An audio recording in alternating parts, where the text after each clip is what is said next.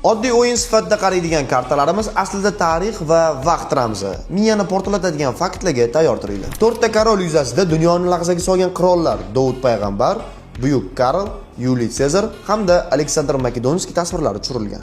Damalani yuzasida tarixdagi qirolichalar: Afiniya, donolik va urush timsoli. Bibliyadagi jasoratli beva ayol Yudif. 3-si Rohila, bu go'zallik va mehr ma'budasi hisoblangan. 4-si qirolicha, shunchaki Arginiya.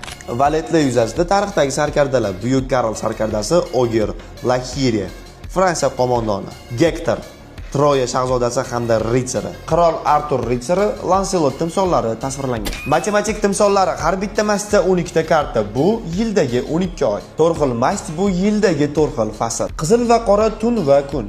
Butun kolodada 52 ta karta bo'ladi, bu yildagi 52 hafta. Agar kartalarni barcha sonlarni qo'shib chiqadigan bo'lsak, bizda 365 soni paydo bo'ladi. Bu yildagi 365 kun. Ikkita jokerning ma'nosi quyosh va oy, xaos va erkinlik, boshlanish va oxir ma'nolarida keladi. Yana bitta qiziq savol: dunyoni qirollar boshqarsa, kartalar dastasidagi tuzlar nima ma'noni bildiradi?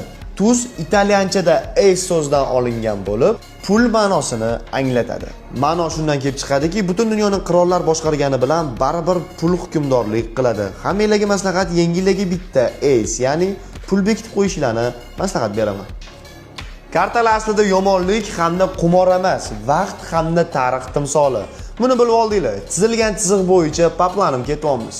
Tagnali.